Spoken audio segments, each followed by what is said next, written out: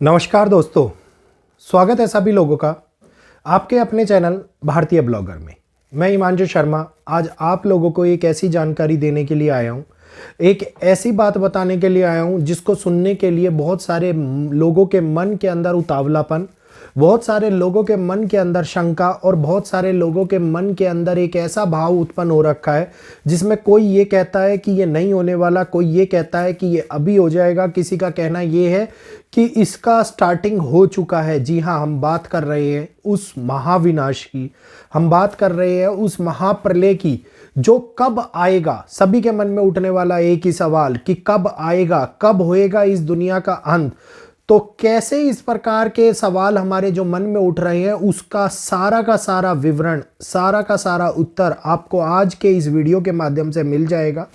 Video ध्यान से सुनिएगा। वीडियो अच्छा लगे तो हमारे चैनल को सब्सक्राइब कीजिएगा। आगे के वीडियोस का नोटिफिकेशन पाने के लिए बेल आइकन को ऑल पे कीजिएगा। वीडियो को लाइक कीजिएगा, शेयर कीजिएगा ताकि और लोग भी इस जानकारी का लाभ उठा पाएं और जो जानकारी से अभी तक आप और हम लोग अभिन्न रह रहे हैं वो जानकारी उन लोगों तक भी पहुंच पाए। तो एक ऐसा समय जिसके दृष्टिकोण से हमें ये लगता है कि अब आगे आने वाले टाइम में मानव को विनाश की आवश्यकता पड़ रही है। एक ऐसी अनुभूति हो रही है जिसमें हम लोगों को ये लग रहा है कि अब इस दुनिया के अंदर विनाश आने वाला है। और कई लोगों का ये मत मानना है कि ये विनाश युद्ध के माध्यम से आएगा। कई लोगों का ये मानना है कि ये विनाश जो होगा वो दुनिया के अंदर होने वाले उन बदलाव के कारण आएगा जो प्राकृतिक बदलाव होंगे। तो एक अलग अलग मत, अलग अलग पहलू हर जगह, हर स्थान, केवल स्थान नहीं हर धर्म से उठते हुए दिखाई दे रहे हैं। धर्म कहना उचित नहीं होगा, हर पंथ से उठते हुए दिखाई दे रहे हैं। क्योंकि अगर हम बात करते हैं हिंदू पौराणिक, जो हमारी हिंदू पौराणिक कथाएं हैं उनके अंदर कल्कि के आने के विषय में बात करी गई है। बहुत सारे लोगों ने अपने आप को कल्कि अवतार बताना शुरू कर दिया। बहुत सारे लोगों ने यह कह दिया कि कल्कि आ चुके हैं, कल्कि का जन्म हो चुका है, कल्कि हमारे समक्ष है। वहीं पर अगर मैं बात करता हूं तो कोई कहता है कि इमाम मेहंदी आने वाले हैं, कोई कहता है जीसस 2 आने वाले हैं। इसी प्रकार के अलग अलग मत, अलग अलग सवाल और अलग अलग कहानियों के साथ में आप और हम लोग अपना जीवन आगे बढ़ा रहे हैं।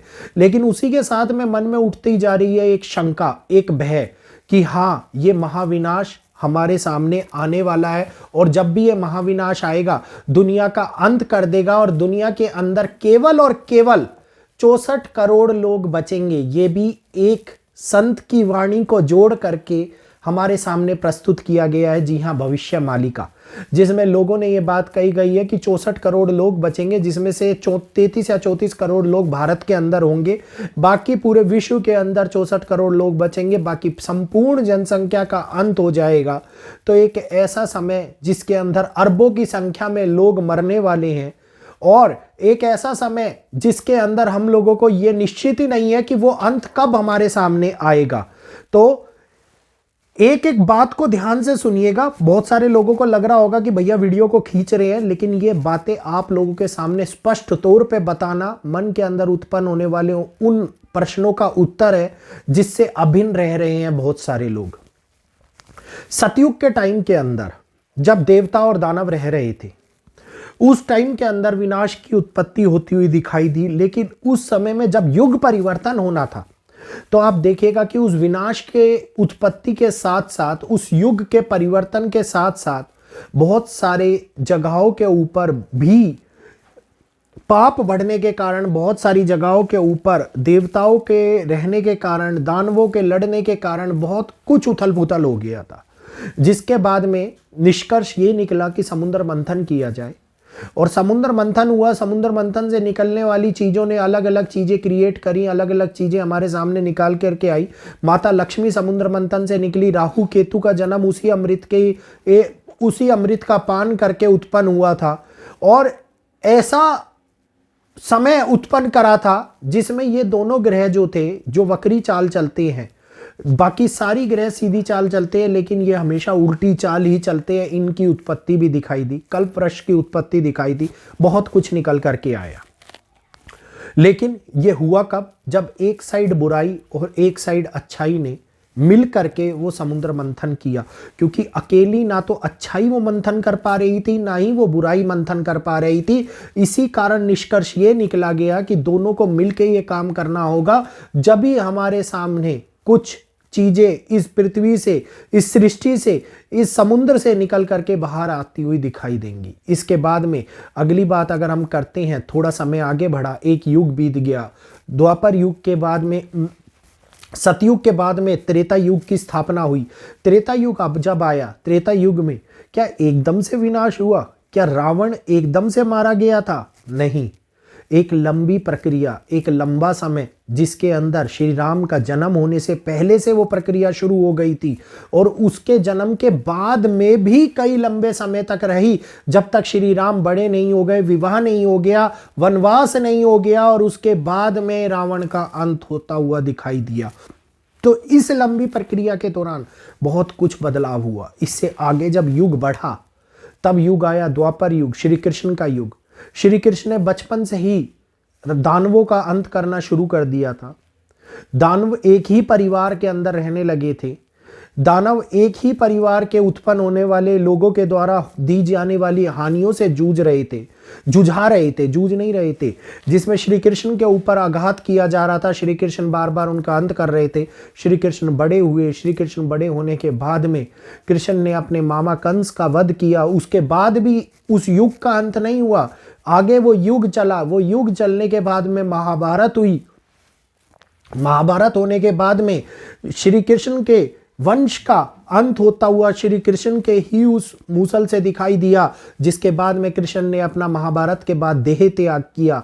और महाभारत के देह त्याग के बाद में आप लोगों ने देखा होगा कि श्री कृष्ण के बाद में नए युग का, पांडवों के नए उत्तराधिकारी ने शासन संभाला, और उसके बाद में एक नया युग प्रारंभ हुआ, और वो युग था कलयुग, जिस युग के अंदर हम रह रहे हैं। तो ये युग इतने लंबे चले हैं, और हमारे मन में बार बार सवाल आता है कि आज ये आप डेट क्यों नहीं दे देते।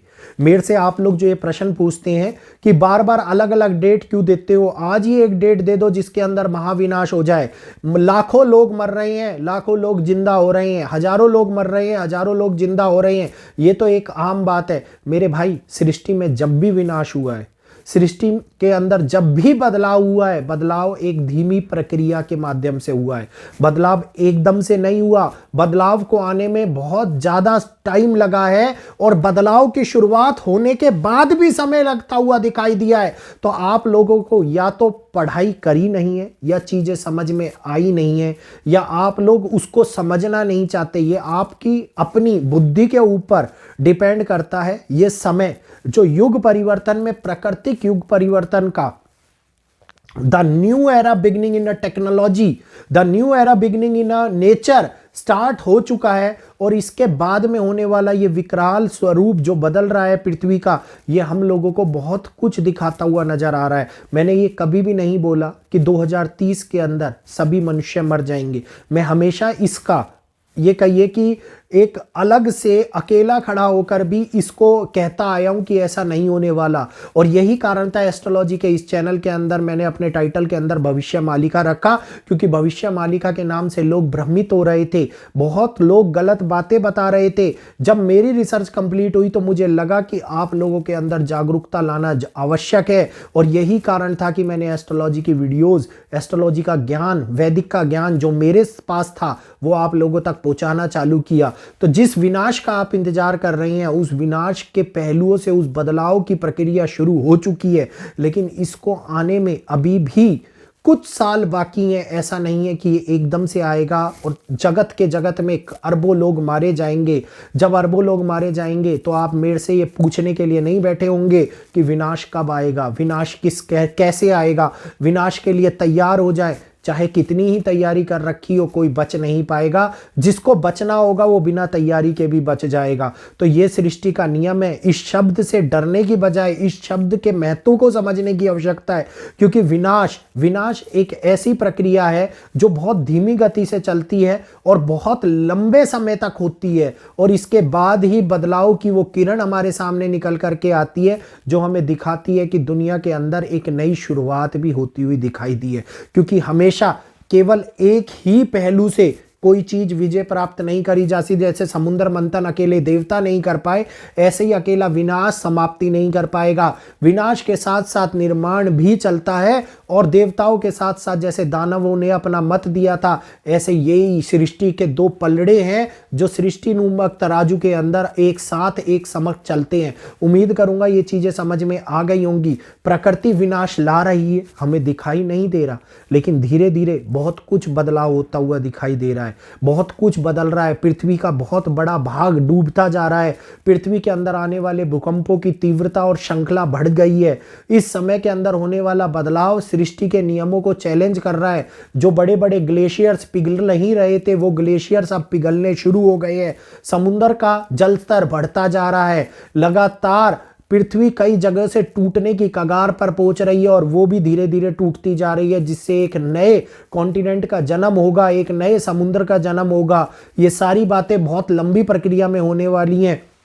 4,32,000 साल तो इंतजार नहीं करना पड़ेगा, लेकिन फिर भी अभी भी इंतजार करने के अंदर समय बचा हुआ है। तो इस विनाश के सबसे घबराने की बजाय इस प्रक्रिया के अंदर सम्मिलित होकर के निर्माण को देखते हुए आगे बढ़ना है हम लोगों को। उम्मीद करूंगा जानकारी समझ में आई होगी, अच्छी लगी होगी, और अच्छी लगी होगी तो चैनल को सब्सक्राइब करेंगे, बेल आइकन को ऑल पे करेंगे।